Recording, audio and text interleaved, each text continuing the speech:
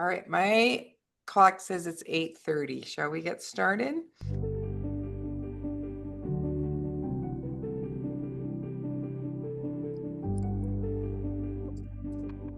This meeting is being held in compliance with the Brown Act.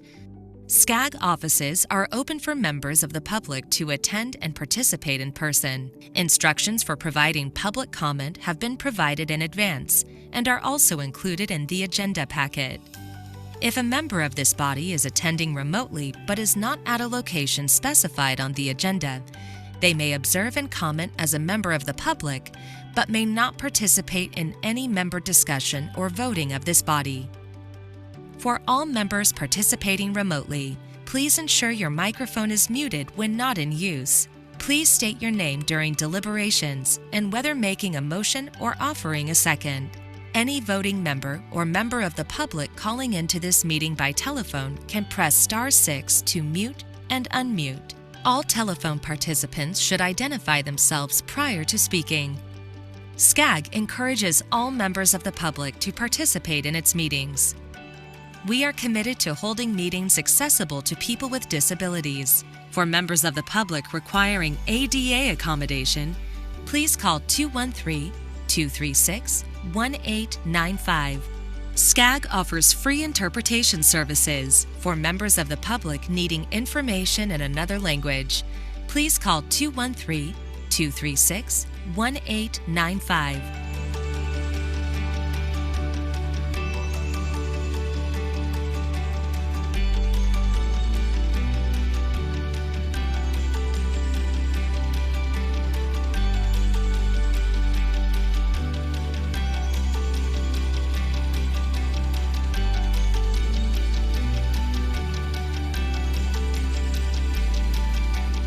The meeting will now begin.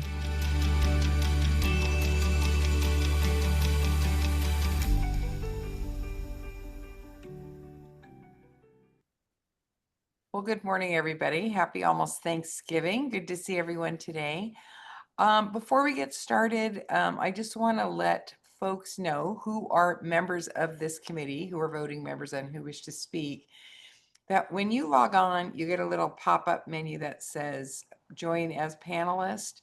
You need to join as a panelist in order to be part of the meeting, to be able to mute and unmute yourself and vote and all that sort of thing. So if you came on and you did not join as a panelist, perhaps log off, log back on again, and let the pop-up come up and join as a panelist, or we'll have our SCAG IT folks look and see who needs to be joined as a panelist and contact you again. But so hopefully you all know what I'm talking about, and we'll get the meeting started. So good morning. Today's Tuesday, November 18th, and the time is 8:33, and the meeting of the Legislative Communications and Membership Committee is now called to order. I would like to ask, perhaps I saw Mark Henderson on there. If Mr. Henderson, you could lead us in the Pledge of Allegiance, please. Happy to do so, Madam Chair. Thank you very much, Madam Mayor. For those that are able, please stand and put your right hand over your heart and repeat after me. I pledge allegiance to the flag of the United States of America and to the republic for which it stands, one nation, under God, indivisible, with liberty and justice for all. Thank you, Mr. Henderson. Appreciate that. All right. I'm going to ask Emma Escobar, our clerk, to please let me know if we have a quorum. Good morning, Madam Chair. Yes, we have met quorum this morning. All right, perfect. Thank you. All right, so we will now open with public comment, and this is general public comment, and this is the time for members of the public to offer comment on matters that are within SCAG's jurisdiction but are not listed on the agenda. Staff, have we received any written comments? Madam Chair, we did not receive any written public comments before or after the 5 p.m. deadline. Okay, and Emma, can you help me? Do we have any members of the public who wish to speak online? Madam Chair, we do not have any hands raised via Zoom and no members of the public in person. All right, perfect. Thank you. So we'll close public comment period and move on our agenda. This morning, we have with us Senator Monique Limon. I'm going to make sure she's on, and I'm going to check with staff. Is Senator Limon on? Chair, she is not on yet. If you would Okay. like it, to handle the consent calendar real quick, and then when she joins, we could proceed with her. Yes, sure. Let's do that then because we are so very efficient. So let's go ahead and move at least to the item where we review and prioritize agenda items. Does anybody want to reprioritize other than taking Senator Limon after that? Don't see anybody. Okay, how about our consent calendar? Do we have any members of the public who wish to speak on our consent calendar? Madam Chair, there are no hands raised via Zoom and no members of the public in person. All right, thanks. Finley move consent. Shapiro second. All right, perfect. Thank you. We've got Finley moves, Shapiro seconds. And if anybody wants to pull anything from the calendar, don't see anybody, then let's go ahead and move to a vote, please. Wendy Bucknam, Aye. Jenny Crosswhite, Crosswhite, aye. Margaret Finley, Finley, yes. Mark Henderson, Henderson, yes. Laura Hernandez, Hernandez, yes. Fred Jung, Fred Jung, aye. Patricia Lock Dawson, Aye. Ray Marquez, Yes. Gil Rebelar. Yes. Thank you. David Shapiro, Yes. Donald Wagner, Aye. Alan Wapner, Yes. Thomas Wong. Yes. Madam Chair, with 13 yes votes, 0 no votes, and 0 abstentions, the committee has approved the consent calendar. All right, great. And I don't know if Senator Lamone's on yet. I'm deferring to staff to let me know. If not, we can move on to our item number 4, information items. And this is a discussion over the Community Development Block Grant Road to Housing Act. So Francisco, if we have not had her join us yet, can we move on to that item? Certainly. We're just checking real quick to see if she's on. We're with the new system. We're just Okay, I'll join. give you a moment. She is on, and we are letting her in the room. Thank All you. right, wonderful, thank you. So members of the committee, we're going to move back now to item number 1, which is we have our guest speaker, Senator Limon, who has just recently been elected to be the Senate Pro Tem, which is very exciting. So we're really glad that she chose to spend her morning with us today. So just give me the high sign, Francisco, when she's in and we're ready to go.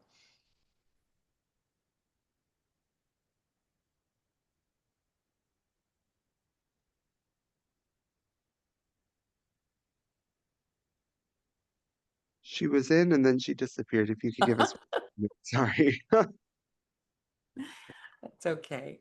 Well, I'll take a moment to thank everybody for your patience last week. At last meeting, I had COVID. That is so 2020. I couldn't believe it. I was sick, and I could not get out of bed. I was so sick. I was like going to try to make it at least via Zoom, and I couldn't even muster. So I appreciate, I think, who stepped in to lead the meeting. I don't know who it was, but thank you very much for leading the meeting and keeping us on track, and appreciate that. I think it was Jan Harnick, and she gets a big shout out for me today. So appreciate that.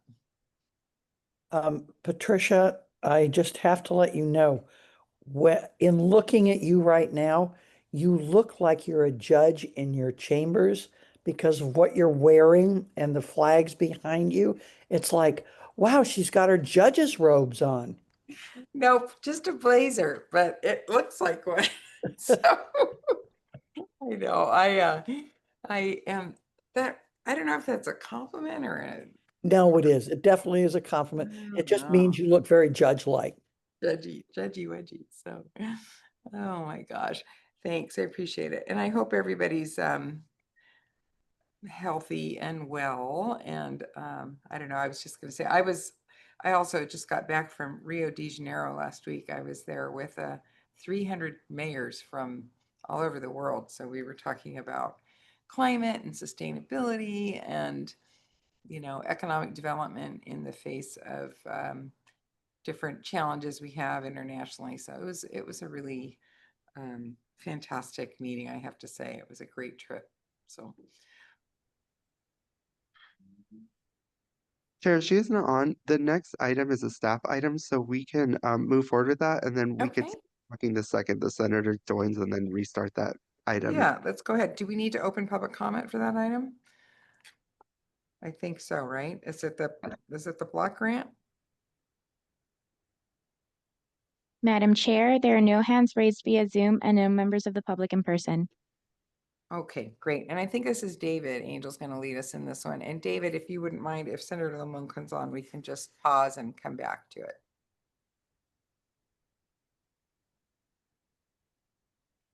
So David, go ahead.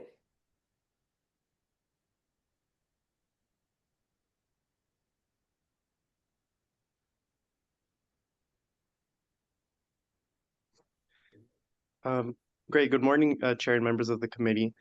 So item 4 is an informational item to follow up on last month's meeting when the committee recommended that SCAG adopt a support if amended position on the Road to Housing Act of 2025.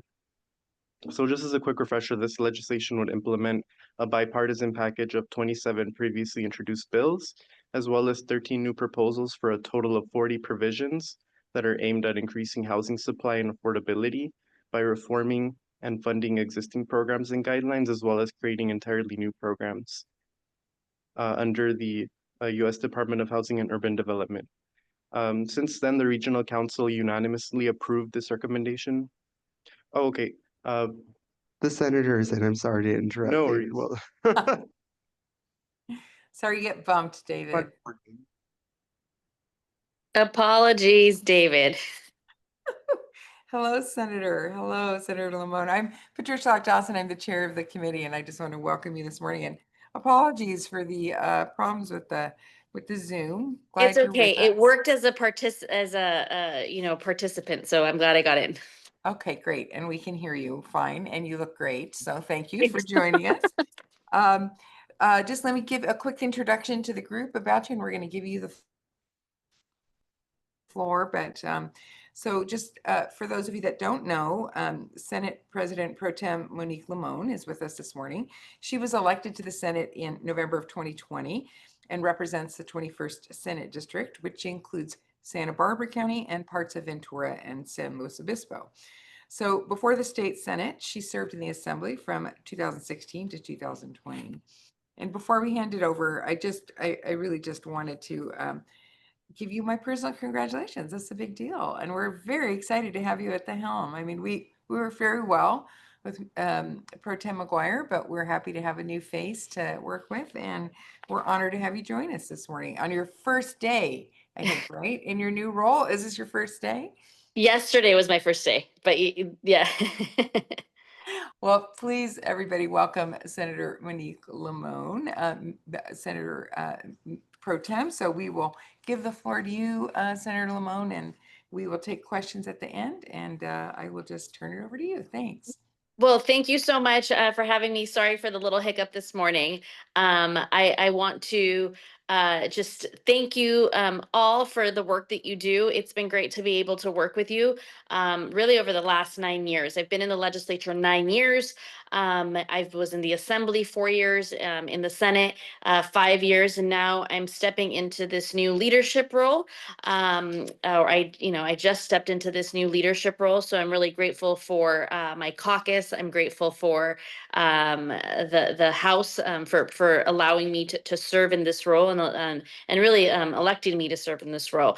I think, from my perspective, I have had the last 9 years working really in the role of thinking, about the district. And I think some of that work elevates to the new role that I have, which is to keep the district in mind, but also now, as the leader of the Senate, it is definitely to think statewide about the issues. So as they relate, not just to transportation, but to every other issue, certainly those are some of the things that I am thinking of. I've been working with our caucus this year, just kind of getting ready for 2026. And I think my number one priority for 2026 is going to be the budget. Although our revenue projections have been above what we expected, the challenge that we have at the moment is that there is uncertainty at the federal level. So we don't know if homelessness funding is being cut, SNAP funding is being cut, or any other thing that you can imagine. And so that has made for, I think, a challenging way to think about 2026 in terms of budgeting. And I think that that is going to continue to be the case. And certainly it's really hard for us at the state level to be, as it would be for any local government or body or entity, to be able to plan with that level of uncertainty, kind of just thinking about what are the issues that might arise that month, and did we plan for them? We know that we won't be able to just fill the holes that we currently see on all fronts. And so I think that that's something that makes it just difficult, for thinking about 2026. But certainly that will probably be our top priority. I also think that, some of the things that are hard to plan for are also not just the unknown in budgets, but also just unknown generally. In 2025, we started the calendar year off with the LA fires. And so certainly that took us all back as a state in terms of impact. And that's something that, again, the unplanned is hard to budget for. It's hard to plan for. I think, as far as the challenges, we talked just a little bit about the budget, but I also think that we're looking at 2026 and looking at how we can advance legislation and also still kind of work within the capacity. I recently was quoted, in an article about the challenge for 2026 is going to be a little bit of our desire versus our capacity. What are the things that we're able to do that we want to do on a policy front, on a budget front, but what will our capacity be? And so I think that that's something that we anticipate. And as it relates to HAP funding, I've certainly heard quite a bit about HAP funding from local cities and folks. The state funded the program in 2019 to provide flexible grants for governments, and continuum of care. While we don't have any commitment levels for the 2026-27 year, we do have money that was designed, the money was designed to be temporary. I understand, I've heard it loud and clear how important this is. I think that, we don't disagree with you all on the importance of it. We think it is essential to continue to work on homelessness.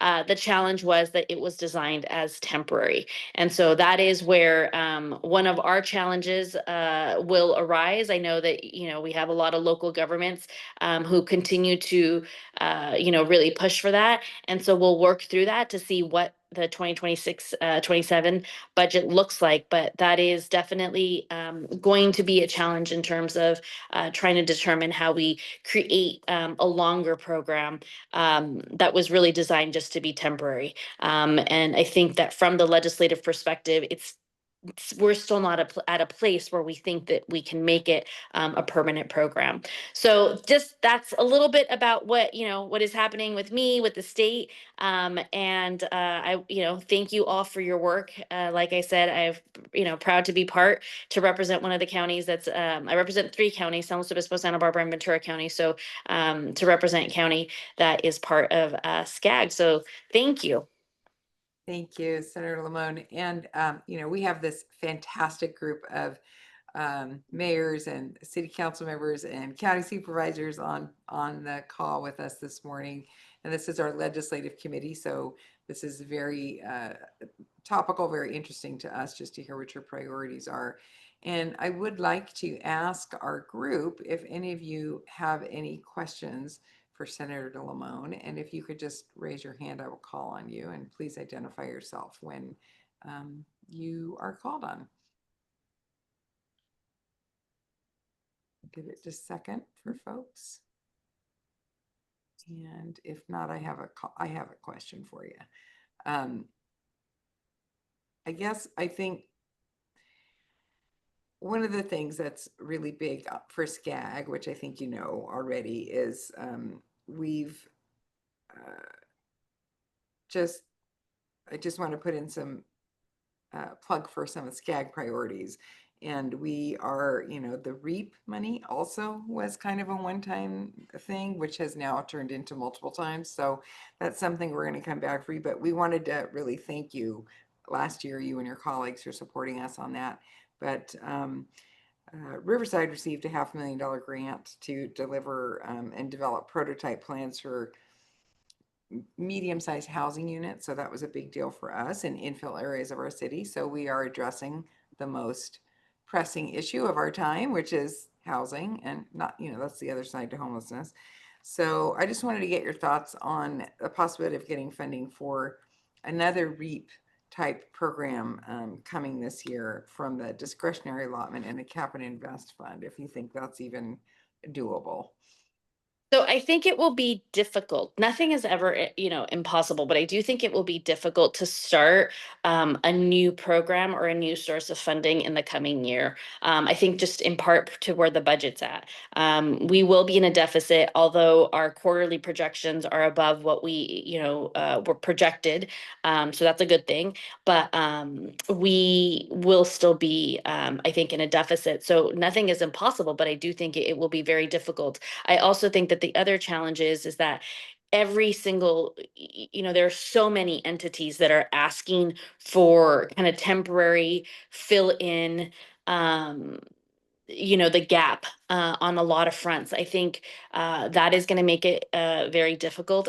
We have yet to see the full blown impact of HR1. And so as that comes through the pipeline, we will see some impacts, particularly on the healthcare side. So what ends up happening is you have competing policy areas that are equally compelling, right? We need infrastructure, we need housing, we need healthcare, we need all of it. And so they tend to compete for a budget at the state level that just simply cannot fill every single hole. So I think starting new programs and new sources of funding from the general fund, I think, would be really difficult. I think people have gotten very creative on Prop 4 and GGRF funding, but at the end of the day, those are, they are designed for certain things. There are parameters, and if those, if they fall within those parameters, there's ability to do something, but outside of those parameters, we really won't be able to use Prop 4 or GGRF funding for anything outside of the designated parameters. Even with flexibility, we can all be flexible within parameters, but I think that will be a challenge. Yeah, I appreciate that. And I do think we could make a pretty good case for REAP being for Cap and Invest. I do think we could, and we probably will. So you'll probably hear from us about that. But as a member of the on cardboard, I do know Cap and Invest is going to be it's going to just be hot this year. So we're taking it onto their. It is. And so, I was one of the authors of one of the bills and was very involved in negotiating that. So I also have, a good perspective of what all the asks are. And like I said, I think many groups are coming in to make cases on GGRF and on Prop 4. And from my perspective, having, listened to some of that, I want to make sure folks know it will be difficult and they shouldn't rely necessarily on that, even if, we're able to consider. Now, we'd like to. I don't think that it's a bad idea. It's just that these are hard things. Right. Understood. I see we have a question from Thomas Wong. Thank you, Chair, and thank you, Pro Tem Limon, for joining us today. Kind of related, just curious your thoughts and perspective and forecasting if what the housing bond might look like and if that might make it out of the legislature on the ballot next year, and your thoughts on that in terms of the size and what it might be structured. And Yes. all these other potential revenue measures that are being bandied about for the ballot for next year, like the wealth tax or wealth tax and these other extending the high income tax as well, and everything going on for the revenue measures, so that might fund some of these priorities too. Yeah, well, I think that there is some stakeholders that have a very strong appetite for revenue measures, and so that is why you have multiple that are starting to go through the process to be put on the 2026 November ballot. And so I think some of them will compete with each other. I think there are definitely there's some, I don't know if it's all, but there is some legislative appetite to see revenue measures. But I also think that whether they're through the ballot or whether they're done legislatively are different pieces. I think our governor has expressed an openness to a housing bond, less so on other of the revenue measures. There are two housing bonds that are at the moment sitting in in committees that didn't make it out last year, and so there are discussions at this time about both the revenue measures and the housing bond. I think we would all agree that you put all of that on the ballot, and that's a lot for I think voters to kind of grasp, and we want to be intentional and also design anything that we move forward for it to be successful on that front. I mean, that many on a ballot is really difficult, and I'm not sure that they would do well with that many on the ballot. So if that's the design that people want to go for, I think it could be, they may not get the outcome they want. So at this time, we are, looking at it. I can tell you that there is appetite from the legislature. That doesn't mean it's the entire legislature. I think that there is robust conversations happening about revenue and about the housing bond.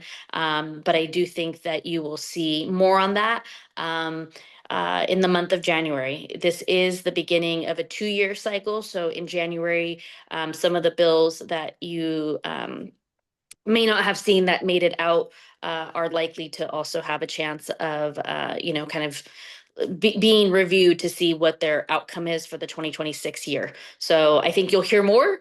No commitments on my part. Certainly an interest to see what we will move forward. And from my perspective as the leader of the Senate, I will be looking also to really just see where our House and caucus falls on these conversations, and certainly be supportive of the direction that we go as far as revenue and housing bond. Thank you, Senator. We have 2 more questions. You have time to take a couple more questions and Sure. then we'll let you go. Okay, I have Darren Chitsey in the SCAG room, and then I'm going to go to our Imperial folks. I see. So Imperial. Darren. Finish once the membership talked. Darren, did you? I'll go ahead. Okay. Good morning. Can you hear me? Yes, you can. Yes.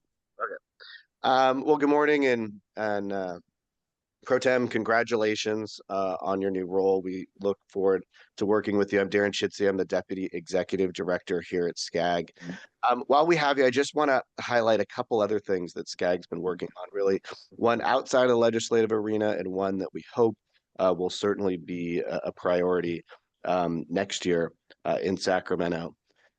As you know, in 2028, the Southern California region at the city of Los Angeles, being the host city, will bring the Olympic and Paralympic Games. There's been a lot of work that's been ongoing, and I'm sure you've been updated on the transportation investments that are needed, the complexity of bringing in buses and ensuring that the athletes and the officials are all having the opportunity to get to the games. But I did want to update you on some work that SCAG's doing, because our goal, really looking at the region during that time, is to ensure that the other 19 million people that live in this region can still move around efficiently and have good ideas about ways to avoid traffic, participate in some of the games activities. And at the same time, we know that the 2 ports in LA and in Long Beach, as well as obviously Port Hueneme, are critical economic engines for this region. And we can't afford to have disruptions during that time when we're hosting the games. So we're hosting a series of groups that are trying to bring together the best and brightest minds and have some consultant help to help us do that, to really develop transportation demand management strategies on the freight side, as well as on the passenger side during the games.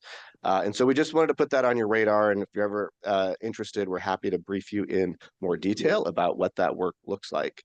And then the other item is SB 375 was a bill that was authored by one of your predecessors, Pro Tem Daryl Steinberg, that really changed regional planning. It required that organizations like SCAG more tightly coordinate our land use planning with our transportation planning, with our climate reduction goals. And there's been huge successes around that. But now that we're 15 plus years in to implementing that bill, there's some things that that we just need some changes on. That obviously so much has changed over that time period. So we've been working with our colleagues in San Francisco and Sacramento, in San Diego, and the large metropolitan planning organizations throughout the state to put together a proposal about how we can help strengthen the policies in that bill. And hopefully looking forward to get some broad agreement about what that might look like by the beginning of the legislative session. So more details to come on that, but just wanted to make sure those are just two priorities that we have coming forward that I want to make sure you're aware of. Thank you. Thank you for sharing those priorities. Certainly, we've heard a lot, about the Olympics, and there's, multiple planning committees. We have a committee in the legislature that is looking at our international events. It's not just the Olympics in some areas; it's also the World Cup. So, yes, this is something that we are certainly following, and know that it will be, the transportation side of it will be very important, as will all other aspects of it. But yes, thank you. And on the 375 updates, I look forward to seeing what comes forward. And I hate to do this, but I do think I have to go. I think, sorry, I didn't realize it was already 9, but I have another one that I have to go to. So I apologize that I don't think I can take another question. Okay, well, thanks. I appreciate that. And perhaps our folks in Imperial can get that question to you and we can get that answered a little bit later. Absolutely. And I think Samantha Omana on my team is also on this Zoom. And so we're happy to be able to give you whatever information we can. But thank you very much for doing this. Thank you for allowing me a little space to connect with you all again. And thank you for your service. I really appreciate what you do to keep us all connected on multiple fronts. So thank you. Thank you, Senator. Thanks so much. Thank you. And sorry, Mr. Robillard, we couldn't get to you, but if you want to get your question, we can get it answered for you. So we'll get that to her and get it. All right. Let's see. So now we're going to go back to David, who's going to go back to his presentation, item number 4, our Road to Housing Act update. So you want to just restart, David, because I think you didn't get very far.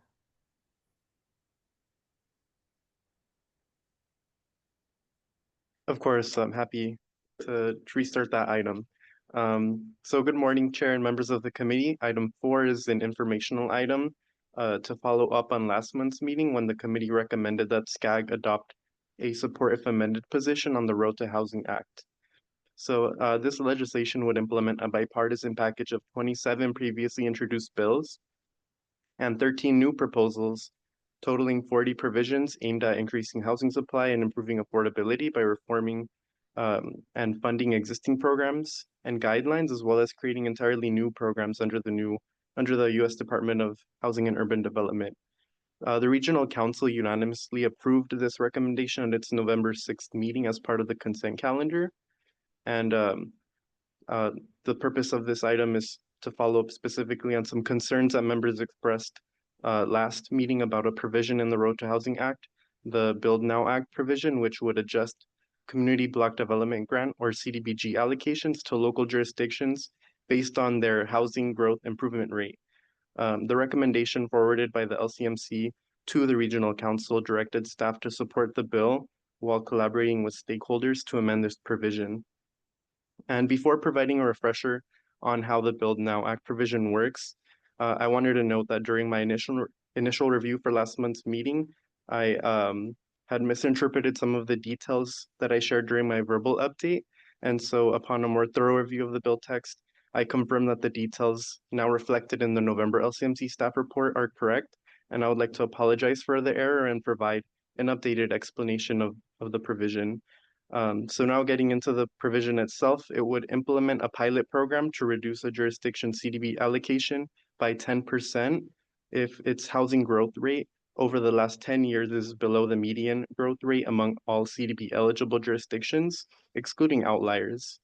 And the money left over in the CDBG program from the 10% reductions would fund bonuses for high performing jurisdictions which have growth rates at or above the median.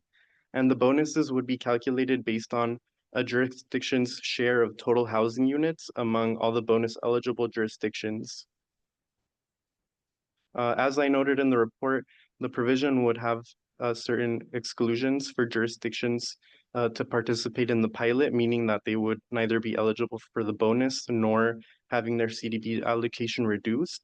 And those criteria include having low median home values, low median rents, high vacancy rates, and having experienced a recent natural disaster, among others. And HUD would also be required to inform eligible jurisdictions whether their housing growth rate is at or above the median within 60 days of the Road to Housing Act being signed into law. And additionally, CDBG adjustments wouldn't begin until the first full fiscal year after the bill is signed into law. Assuming it's signed into law before October 2026, that would mean adjustments wouldn't start until October 2027, when the growth rates would be recalculated. And the pilot would also sunset after fiscal year 2042, meaning it could be in effect for up to 15 years. And with that, we have invited Sly Majid, representing the U.S. Conference of Mayors, to share more context on this provision and the overall Road to Housing Act. Thank you, David. Hi, everybody. Thank you, Chairwoman Locke Dawson. Good to see you again. I wanted to provide a brief update. David did a very good job of outlining the provisions in the bill. I want to give a status update on where the bill is currently in Congress and the discussions that are being had. So a couple brief updates or looking back, the bill passed the Senate Banking Committee in a bipartisan matter unanimously, 24-0. That was in July, and then was incorporated into the National Defense Authorization Act, which passed the Senate 70-something to 30-something in September, and this was before the shutdown. Currently, the bill is in conference. The House passed their version of the NDAA earlier in the year. So the two primary committees that are responsible for housing, the Senate Banking Committee, which passed the initial Road to Housing Act, and the House Financial Services Committee, their chair and ranking members have been in discussion and negotiation as to whether or not this bill remains in the final piece of legislation, the final version of the NDAA that passes both chambers and ultimately would be signed by the president. The NDAA is a piece of legislation that is required to be passed. So we are now anticipating in the coming days a resolution on whether the Road to Housing Act becomes law and the Build Now Act becomes a provision that also becomes law within that larger piece of legislation. The conference and other municipal and local government associations have expressed concern around the Bill Now Act. And Scott, Ranking Member Elizabeth Warren, we had discussions with Senator Kennedy's office. Senator Kennedy and Senator War are the primary sponsors of that piece of legislation. As David mentioned, the bill encompasses 27 pieces of existing legislation. The Build Now Act is one of them. In discussions with all of the various leaders, there was not much appetite for an amendment of that piece of legislation. There was not much appetite to remove that piece of legislation. We had talked about providing some revisions or some changes, like creating a threshold in which CDBG needs to be funded, in which to initiate the provisions of the Bill Now Act. That drew concerns from Senator Collins and the Appropriations Committee. The notion, and I'm speaking very directly about what was shared with us, because this is a bipartisan bill and there were a lot of negotiations that happened to maintain the balance of what the Republican members of the Senate and the Democratic members of the Senate wanted. They felt very reticent to make significant changes to various elements of the Road to Housing Act and the provisions within it, which may upset the broader piece of legislation. And speaking from the perspective of the Conference of Mayors, we are incredibly supportive of the Road to Housing Act. It is the most consequential piece of housing legislation in over a decade at least, if not longer. And what we've kind of come to grips with, or at least come to terms with, is that we feel like this is a provision that is not ideal, but we would be reticent and deeply concerned that if we were to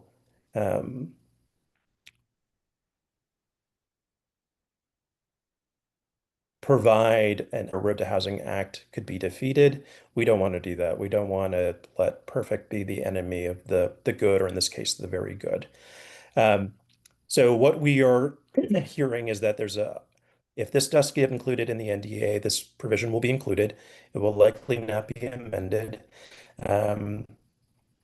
It will penalize a certain portion of CDBG entitlement communities with a 10% cut to their allocation.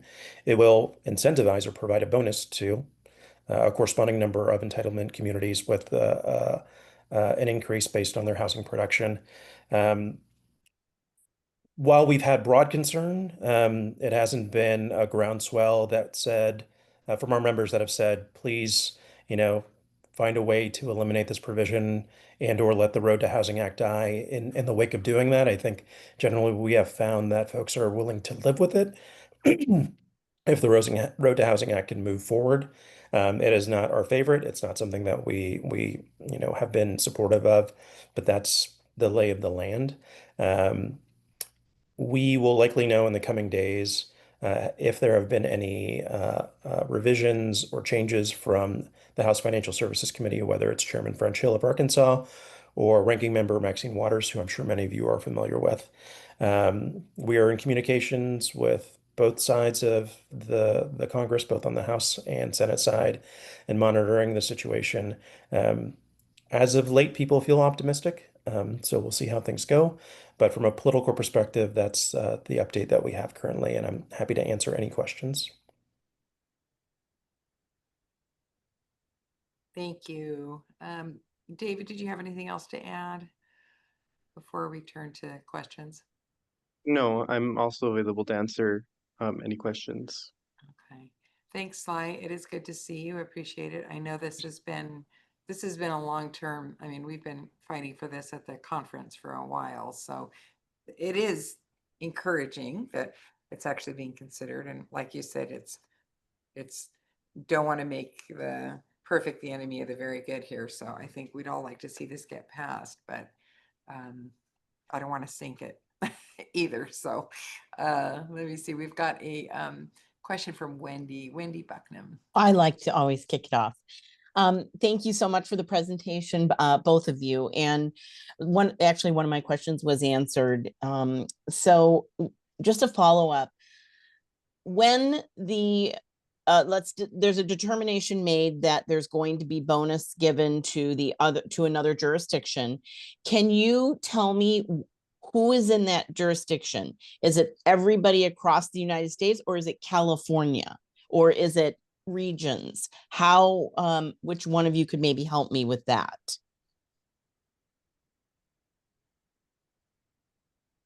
Either David or Sly. Yeah, I can take that one.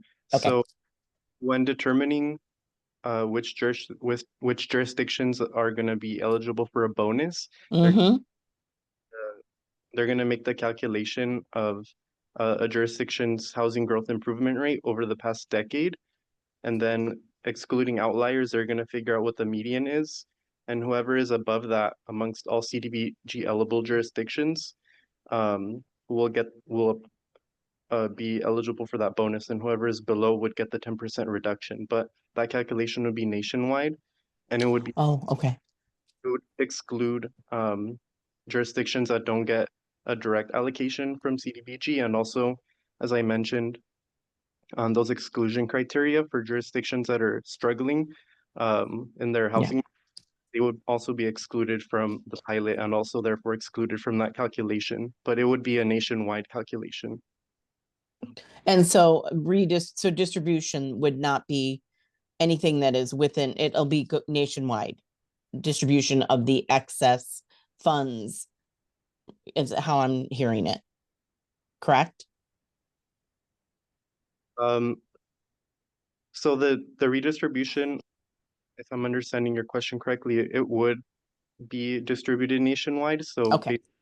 Nationwide, all the jurisdictions that fall below the median housing growth improvement rate would get a 10% reduction, and that money would then be reallocated to all the CDB eligible jurisdictions nationwide that fall above the median, and they would get that money distributed based on their total housing units that they have in their jurisdiction as a share of the total housing units for all bonus eligible jurisdictions. And the reason I asked that question and probably is because for a lot of us in California that are in more dense areas and expensive areas, the housing growth is going to be quite different than what growth that is in maybe outlying areas or other parts of the country where there's actually more room to build and it's less expensive. So I just foresee that impacting all of us in those areas. So that's why I asked the question. Thank you. Appreciate and it. we shared those concerns, and we also highlighted to the senators that a lot of the housing production stuff, certainly local government officials can be supportive by creating more efficient paths, actually innovative practices to help spur housing production. But a lot of these things are also driven by factors outside of your control, private markets, the availability of land, the cost of land acquisition. So I want to convey that those concerns were also shared. Well, and I thank you for that. And I would also add state policies have a major impact on this. And that's why I want that's going to be a challenge for California because we have some policies that CEQA that needs to be refined, redone. I mean, refined probably isn't even the right word. But anyways, I'll stop. Thank you. Really, Wendy? Okay. I know. I'm sorry. All right, I think we have time for one more question, and then we're going to move on our agenda because we have some more to cover. Thomas Wong. Thanks. So just to be clear, there's no net new money here we're talking about, right? This is just moving funds from underperforming to overperforming. And then have we done any analysis, or can SCAG do kind of an analysis just looking back the last few years, if this were in effect, which jurisdictions might have been impacted? I mean, at the end of the day, 10% is not, especially for smaller cities, 10% increase or decrease isn't a ton of money, and it's not a ton of money if we get the bonus to do a whole lot more. But I'm just curious how it's going to impact, how it might impact given the last few years trend, maybe existing cities and how they've been doing. We can do an analysis around that to just inform our potential position on this, if any. I can take it. Well, so that's correct. There's no new money for the CDBG program in this provision. It's purely reallocating the money that's collected from the 10% reductions. And as far as the calculations, I think in theory SCAG could do it, but because it's a national calculation using census data, HUD is going to be required to let jurisdictions know where they're at in terms relative to the median within 60 days of the bill being signed into law. So it would just require calculating the housing growth rate for all CDBG eligible jurisdictions across the nation, and then figuring out who is going to be excluded from that calculation based on the exclusion measures. So I don't know what the feasibility would be of SCAG doing that, but we could certainly look into seeing if we can get an early look into how those numbers would play out. but there's certainly a lot of data and calculations that would be required from it. So definitely something that would likely be easier for HUD to do if the bill is signed into law. And then once HUD creates those numbers, I think it would be a lot easier for us to figure out the impact to our region specifically. Yeah, and I'll add one quick point, which is, yes, there's no new money in this particular provision of the bill, but in the broader Road to Housing Act, there's a bill um, that's going to establish an innovation fund to the tune of $1 billion, 200 million over the course of $200 million annually over the course of 5 years. So there is some new money within the bill that is going to be an open application process, but for cities that are actively working in this space, there could be some additional funds to hopefully recoup or really accentuate and provide additional funding for the work that's already being done. Thanks, Sly. Thanks, David. I appreciate it. And I guess I wasn't even really thinking so much about it, that this is backwards looking. And I was thinking it was going forward, but it's not. It's looking at what we've done to date. So that is, to Wendy's point, going to be problematic, but all right. Well, thank you, Sly. Appreciate it. Take care. It's good to see you. And thank you, David. Appreciate the update.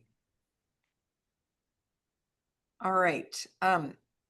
We are now on to, Darren touched on this a little bit when talking to Senator Lamone, but we're going to be talking about SB 375, and we're calling it modernization update, or what we need to do to make it be a little bit more relevant and applicable in this day and age. So let me open public comment on this item and ask our clerk if we have any people who wish to speak on this. Madam Chair, we do not have any members of the public in person and no hands raised via Zoom. All right, thank you. With that, I'm going to turn it over to Darren Chitsey, who's going to lead us in this item. Darren? Well, good morning, Chair. Again, thank you. Darren Chitsey, the Chief Operating Officer and Deputy Executive Director here at SCAG, and it's great to be back at this committee. I don't think I've given a presentation in front of you in many, many years, but those longtime members will recall that I used to have the pleasure to be like Javier and be here each and every month, working with you very closely, but I'm excited to be here today.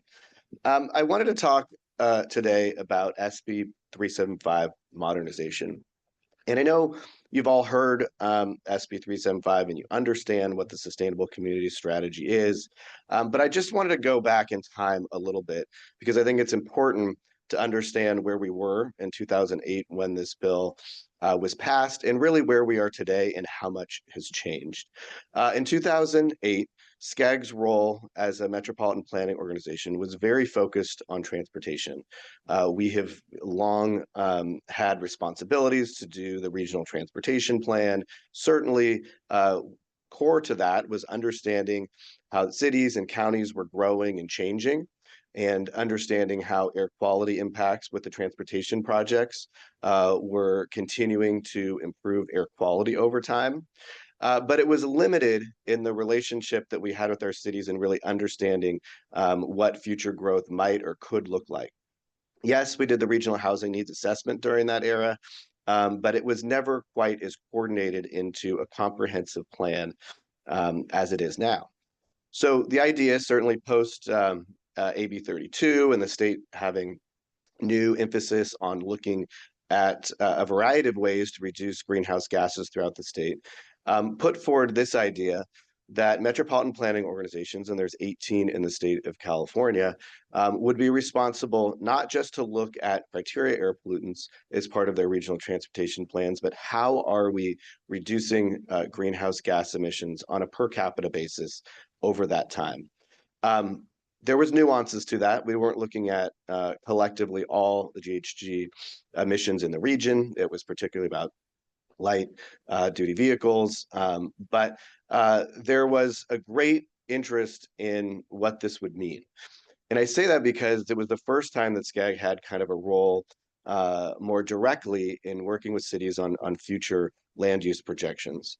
The business community, particularly the big developers in the region, were very concerned. They didn't understand how it might work. Was this going to limit opportunities in the future?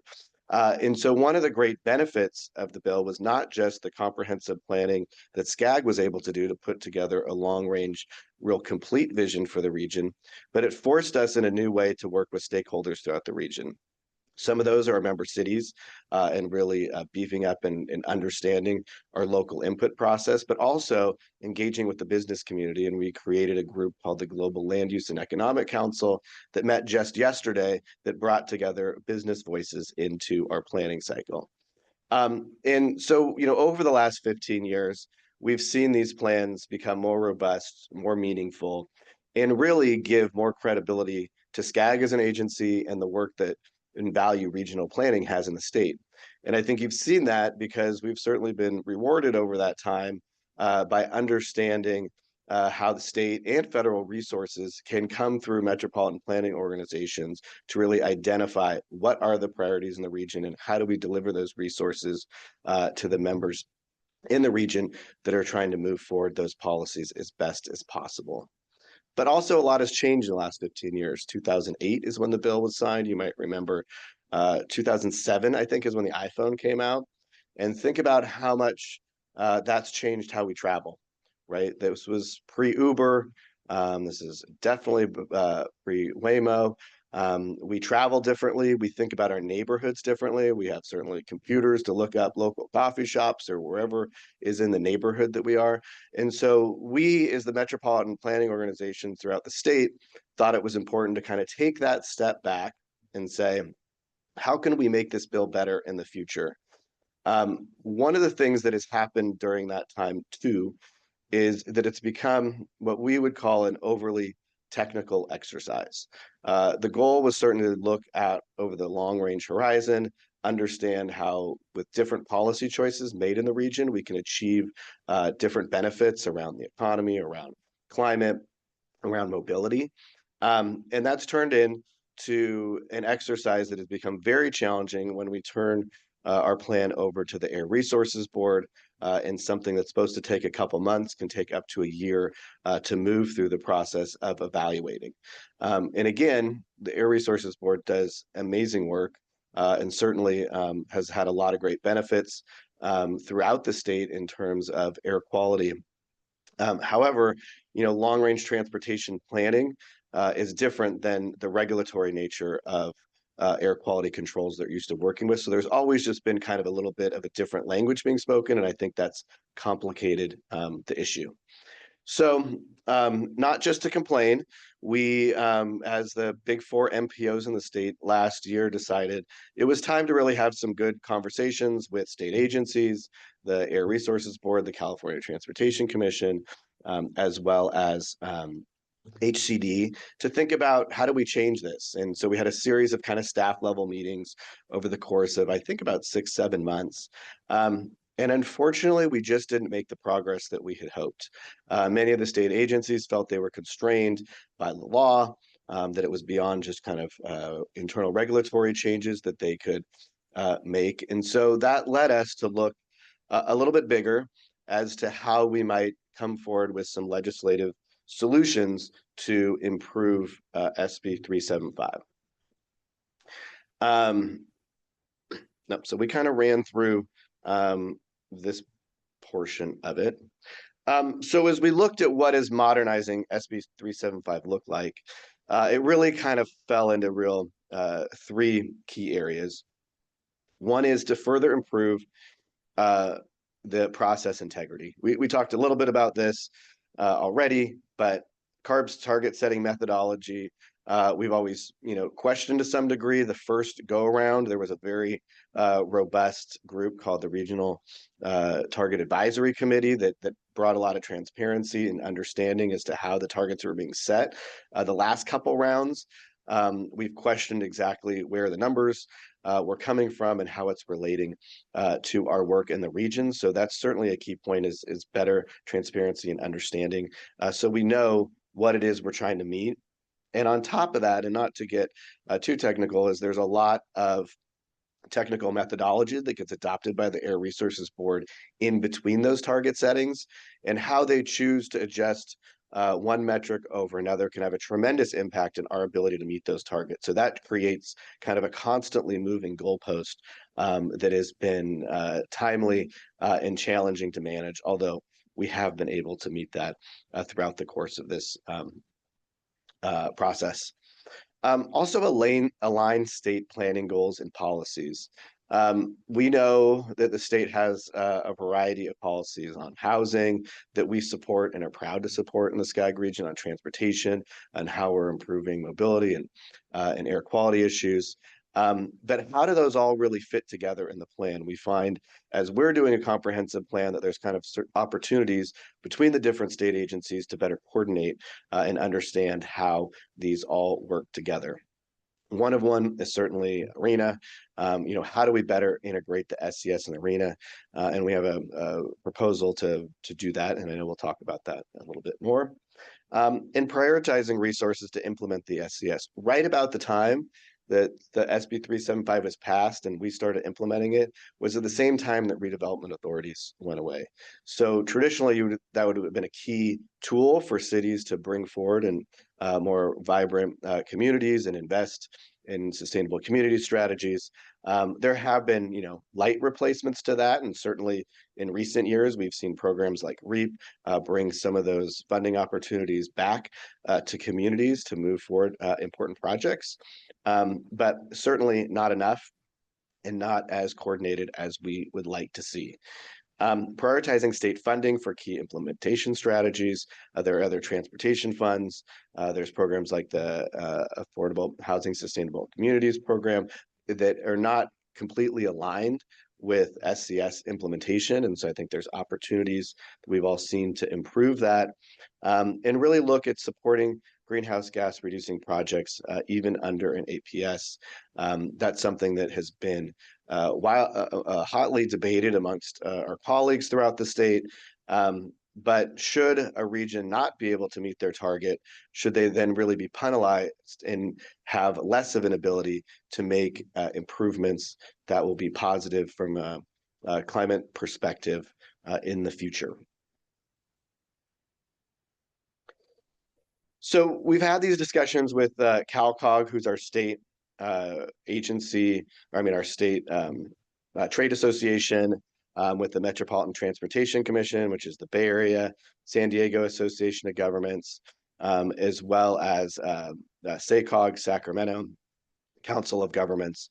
And one of the things we realized as part of that is there hasn't been, no one else is worrying about this as much as we are. And I say no one, I mean those in Sacramento, the stakeholders that have engaged in this, they're concerned that, we've done such a good job of implementing it that certainly people have wanted us to go farther. Some have supported us throughout this process, but we know there's challenges that needed to be addressed. And if we didn't raise that awareness in a large group of stakeholders, we knew we'd have a tough time bringing these changes forward in the legislative process. So we reached out to Senate Pro Tem Darrell Steinberg, who's the original author of this bill. After serving as Pro Tem, he went on to serve as mayor of Sacramento, so he's very well versed in local government issues and was eager to come on board and support us in this process. He's been on board, I think, about 4 months now.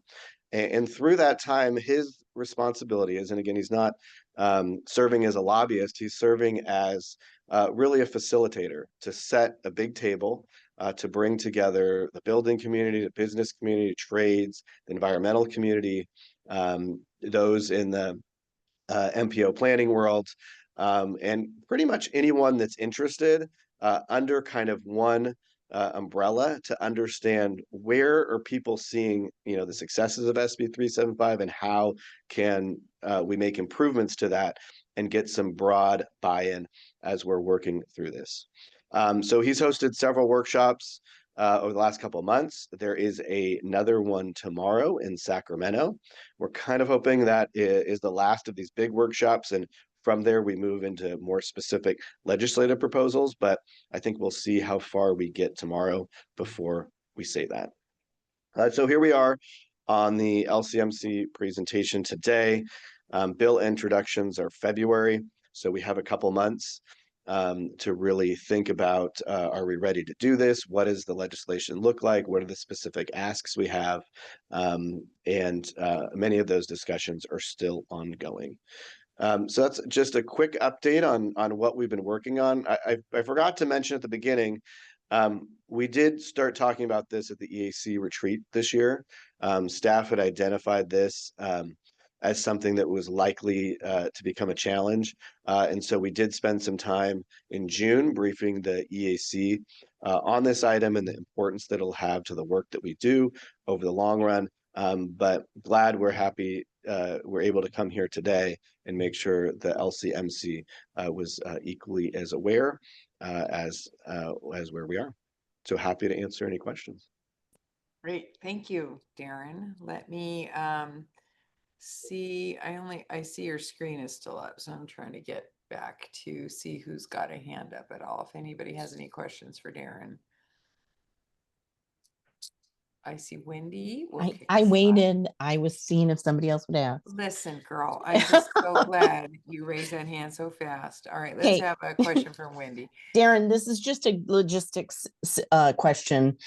How on this, can you just kind of expand the concept of how would the alternating cycles with SCS and RENA kind of work? And how do you think that that's going to improve our planning processes? And that's part one. Then I'll ask you part two.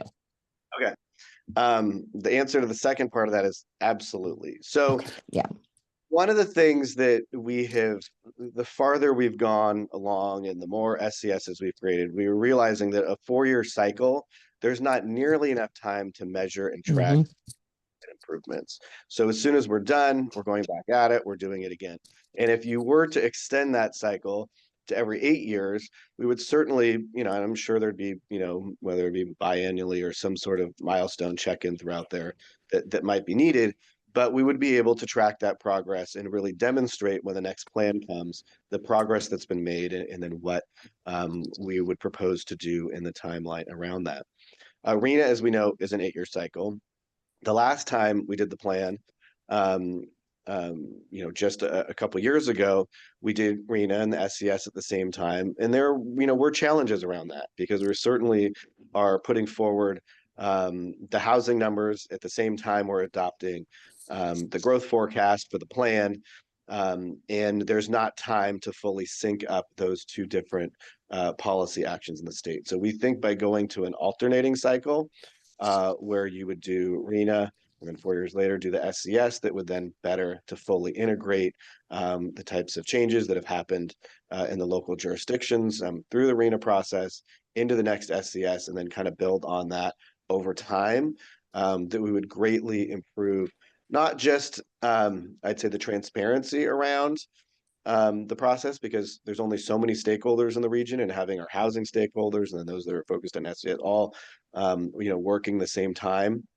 It's hard for us to connect to the depth that we'd like to. By alternating that, we then feel like we create a better, more open, transparent planning process, as well as one that is more meaningful for our local jurisdictions as well. We would still do the RTP every 4 years. That's federal law, but it would be a little bit simpler, and so it would still have growth forecasts, but it wouldn't quite be the same nature that an SCS would.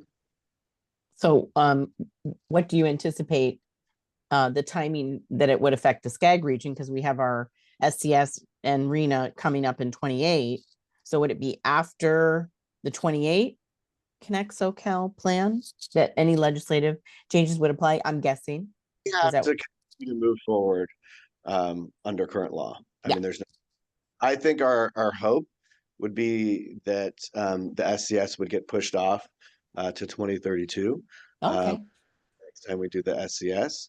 But again, this is just a proposal at this time, and we have to continue to work towards all current laws.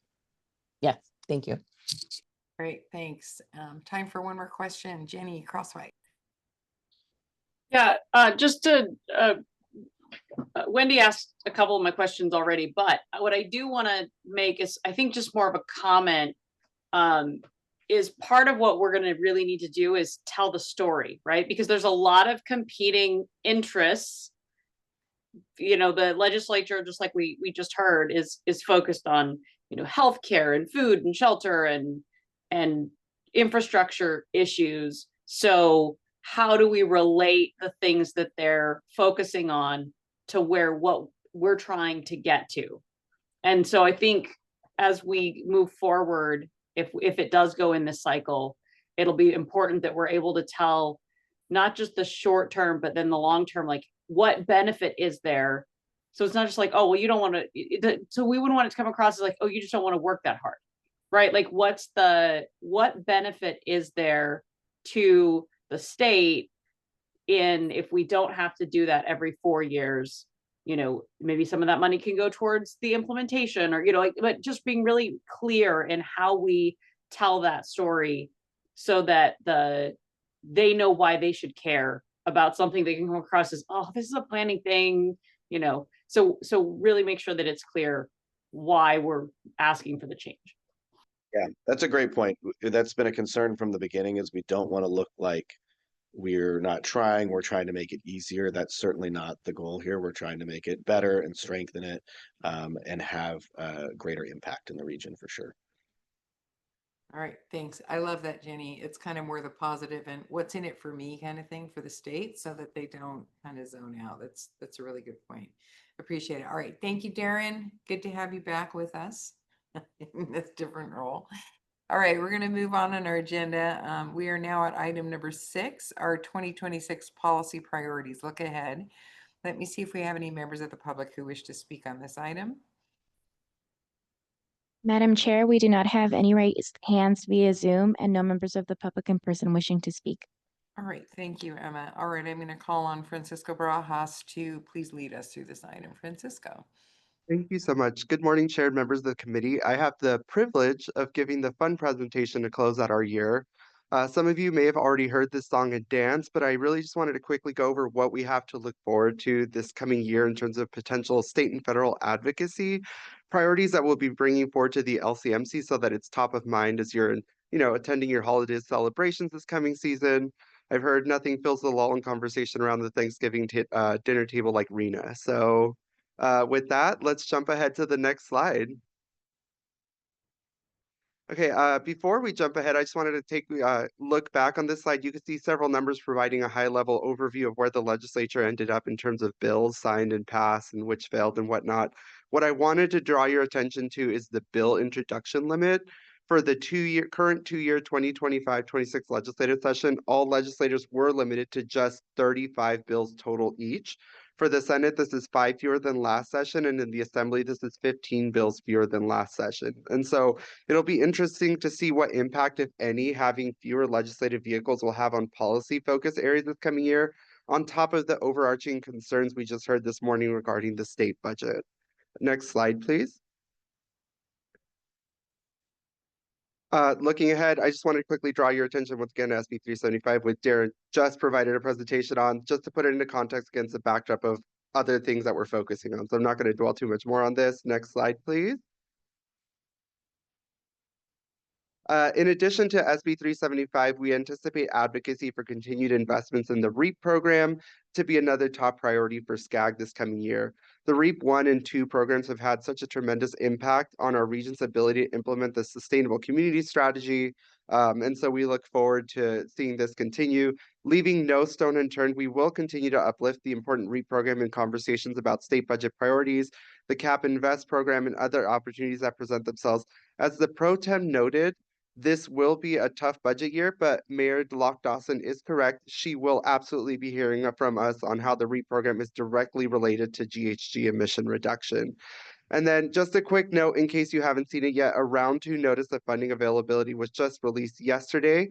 The program has about $20 million available to support established housing trust funds and catalyst funds, and that NOFA is available until January 20th of 2026. Next slide, please. All right, as was the case last year, there was no lack of interest in the Regional Housing Needs Assessment Program by state legislators. In fact, 2 bills were signed into law last month requiring HCD to provide regions with their RHNA determination 1 year earlier than in previous RHNA cycles. We guesstimate that HCD will provide that determination no later than October 2026, but we will continue to keep you updated. Has there been enough legislation targeting RENA? I don't think the legislature thinks so, and we anticipate there being more bills and housing policy in general, which are always of interest, and will continue to keep this committee apprised of all those as they come. Next slide, please. Of course, there's SB 79. This bill seeks to increase housing supply by streamlining housing development near transit. The bill was amended late in the session to require MPOs to develop maps that identify areas ideal for transit-oriented development.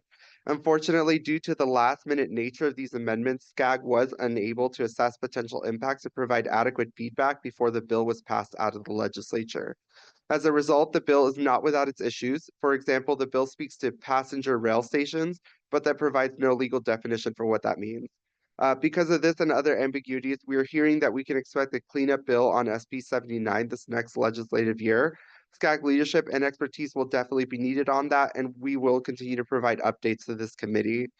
Simultaneously, formal guidance is needed from the Department of Housing and Community Development, which the bill mandates. To assist in the MPO map making exercise, SCAG sent a letter to HCD about 11 days ago now, asking for that guidance to come sooner rather than later. Next slide, please. In 2023, SB 125 authorized the creation of a statewide transit transformation task force under CalSTA. The purpose of the task force was to produce recommendations to the governor and legislature on developing policy reforms. The task force met for its final meeting in October, and now CalSTA is on track to release its final report any day now with a series of legislative recommendations. We do anticipate that when the report is released, there will be a number of legislators taking these ideas to Legislative Council. So we will definitely want to make sure that we evaluate those and bring them to the committee for consideration. Next slide. And then there's everything else that we anticipate happening at the state level. Currently, Assemblymember Lori Wilson, Chair of the Assembly Transportation Committee, is conducting town halls on the future transportation revenues in California. We will be watching out for when those come to Southern California. High-speed rail has been in the news for having secured $15 billion of GGRF revenue, but per their chief executive officer, that is still not enough to complete the project. We will continue to monitor to see what potential impacts this is going to have on the state budget. SB 695 by Senator Caballero required Caltrans to make historical and future project data publicly available, including data on completed highway expansions, planned projects, and climate resiliency projects. Caltrans released the first report in early 2025, which covered July 18th to June 2023, and now has to submit annual updates. As a result of this, the release of this report, we are hearing that some stakeholders in Sacramento may want to sponsor bills that impact or interrupt the ability to deliver highway projects. So we'll continue to monitor what comes of that. And last but not least, AB 130, this year's budget trailer bill out of the Assembly, authorized the creation of a statewide VMT mitigation bank. We will, of course, continue to monitor the development and use of these tools.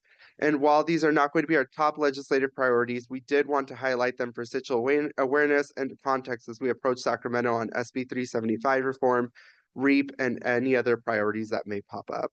Next slide, please. As always, the plan is to take SCAG's legislative priorities to Sacramento for our annual Sacramento Summit. This year, the summit is on Monday and Tuesday, March 16th and 17th. We will be back at the Hyatt Centric, so mark your calendars and you will be hearing more from us on that. Next slide, please. And then just quickly heading over to DC, I wanted to highlight that President Trump did sign a funding deal that included a full year's appropriations for the Department of Agriculture, Department of Veterans Affairs, and Congressional Operations. And he did also extend funding for all of the aspects of the federal government through January 30th. So now that that is in the clear, other work can continue, which we will continue to monitor. Next slide, please.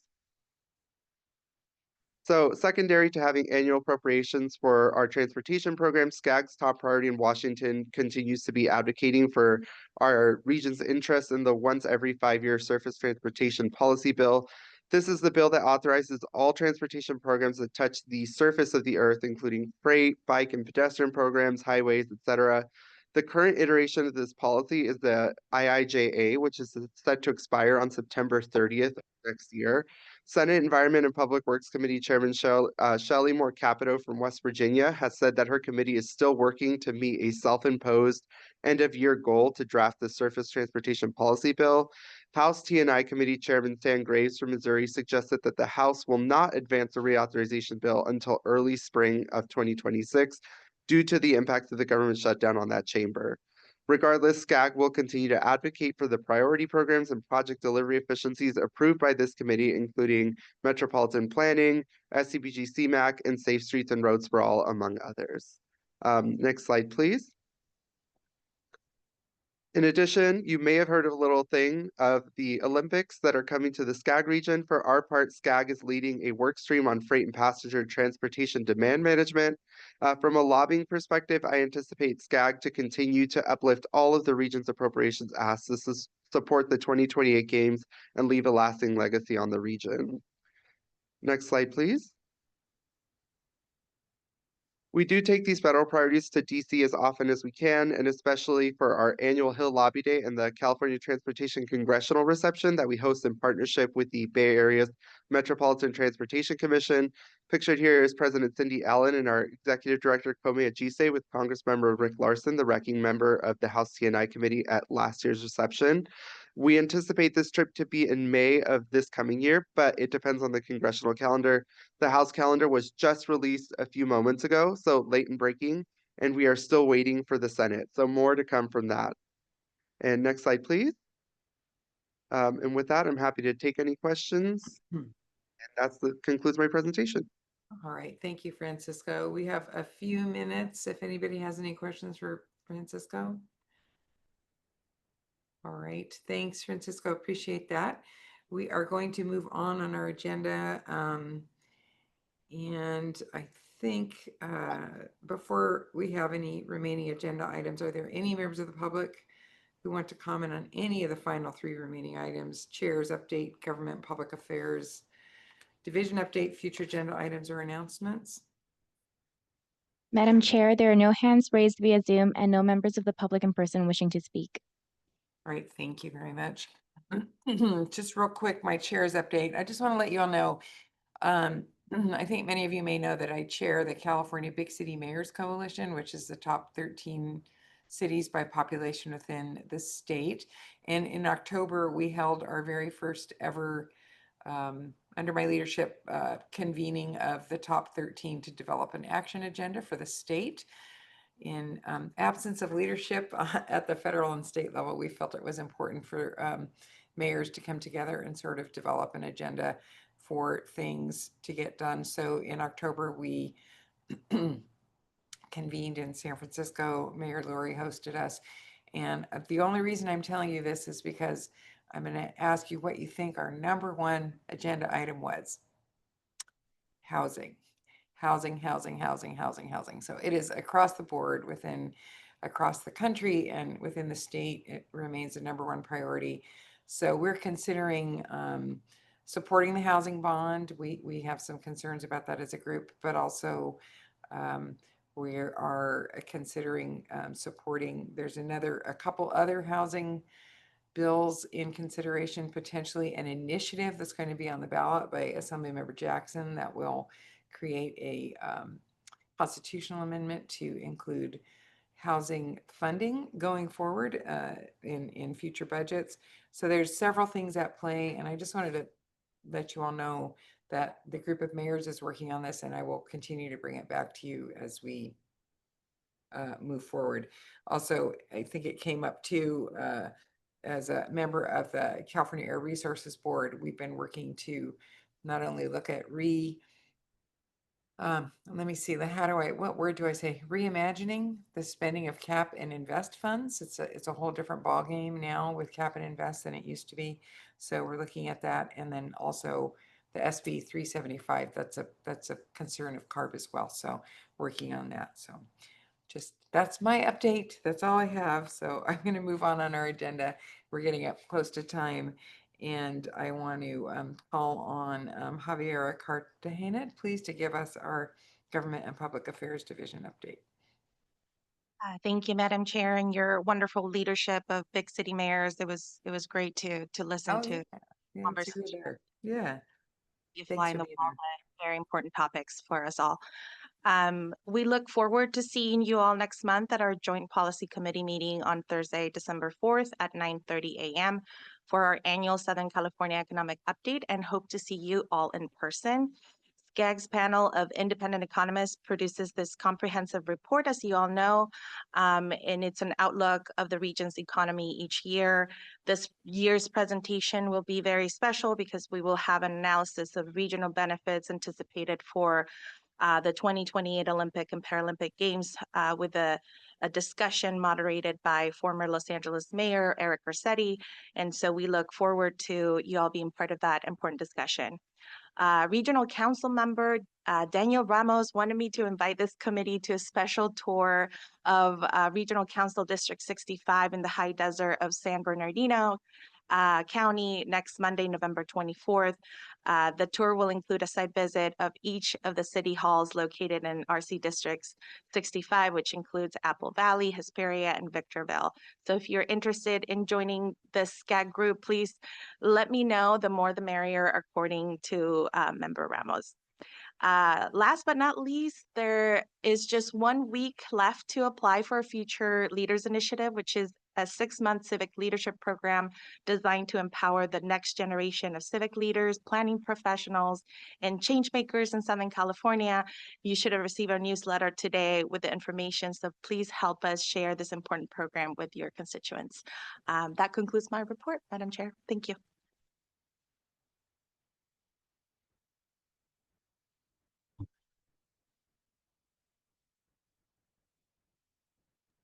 You're muted.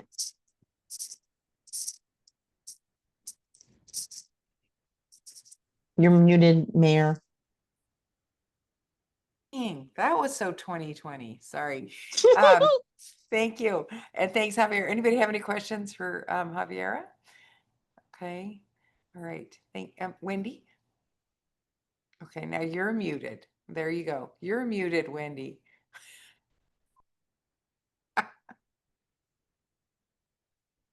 You don't know what happened? You can't get off mute? Okay. All right. You mess around with that There and we, we're gonna I move got it. on. I got it. Okay, good. Sorry, for some reason I went into that other mode that where we can't unmute. Just a really quick question. Given the fact that we have some federal issues and based on your comments and Mayor, what you're doing, have we given any thought to a federal legislative visit that this committee, I'm just putting it out there.